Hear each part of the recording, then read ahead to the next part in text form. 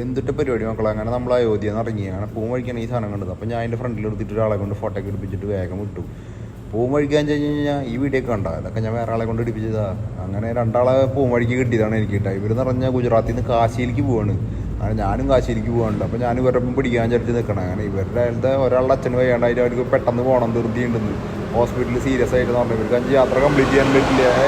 ഇവർ വരണമെന്ന് പറഞ്ഞാൽ ഭക്തിപരമായിട്ടുള്ള കാര്യങ്ങൾക്കല്ല. അങ്ങനെ അവരൊപ്പം കുറേ നേരം നോക്കി. പക്ഷേ ഇവർ നല്ല പടി അവർക്ക് ധൃതിന്ന് പറഞ്ഞ് പോവുക, റെസ്റ്റ് എടുക്കണമൊന്നുമില്ല. അങ്ങനെ അവർ പോയി. പിന്നെ ഞാൻ ഭക്ഷണം കഴിക്കാൻ കയറി മാത്രം ഓർമ്മയുള്ള മക്കളെ. കറക്റ്റ് ടൈമിൽ കയറിയത് ഗംഭീര മഴ. അങ്ങനെ സൈക്കിളൊക്കെ കുറച്ച് നനഞ്ഞു. അപ്പോഴേക്കും ഞാൻ വേഗം ഉള്ളിലേക്ക് കയറ്റിച്ച് സേഫാക്കി വെച്ചു.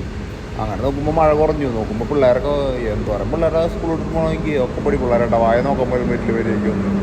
അങ്ങനെ നോക്കുമ്പോൾ വീണ്ടും മഴ കൂടുക കുറയുക തന്നെ. അങ്ങനെ ഒന്ന് പറഞ്ഞപ്പോൾ ഞാൻ വേഗം ഇറങ്ങി. കേട്ടോ എവിടെയെങ്കിലും ടെൻ്റ് അടിക്കുന്ന സ്ഥലം നോക്കണമല്ലോ. അങ്ങനെ ഇനിയിപ്പോൾ ഭക്ഷണം കിട്ടിയില്ലെങ്കിലും ചോദിച്ചിട്ട് 2 പുഴുങ്ങിയ മുട്ട വാങ്ങിച്ചിട്ട് കഴിച്ചിട്ട് നേരെ പോയി. പൂമ്പളാഞ്ചൊരു ചേട്ടനോട് ഇങ്ങനെ ചോദിച്ചപ്പോൾ ആൾ പറഞ്ഞു, നീ ഇവിടെ നിൽക്കുക, ഇവിടെ ഒരു പഴയ ഗുരുദ്വാര പൂട്ടി എടുക്കുന്നുണ്ട്, അതിൻ്റെ മുകളിൽ പോയി കിടന്ന സെറ്റാണെന്നൊക്കെ പറഞ്ഞു. അങ്ങനെ അതിൻ്റെ മുകളിൽ ടെൻ്റൊക്കെ അടിച്ച് കഴിഞ്ഞപ്പോഴാണെന്ന് വെച്ചാൽ ആൾ സമൂസയും ചായ കൊടുന്നു. അങ്ങനെ ചായ കുടിച്ചു. രാത്രിയായപ്പോൾ ആൾ വീണ്ടും ഭക്ഷണം കൊടുന്നു തന്നു. ഈ നിൽക്കുന്ന സ്ഥലം ചെറിയ പ്രാധാന്യം പോലത്തെ കേട്ടാ. അങ്ങനെ ആൾ രാത്രി ആളുടെ വീട്ടിൽ കൊണ്ടുപോയി ഭക്ഷണമൊക്കെ വന്നിട്ട് പിള്ളേരെയും എല്ലാവരെയും പരിചയപ്പെടുത്തി തന്നു. ഇതിൻ്റെ ചെറിയ മുളാഞ്ച് ജാതി രസമാട്ടാ. എന്താ ചെയ്യാലേ.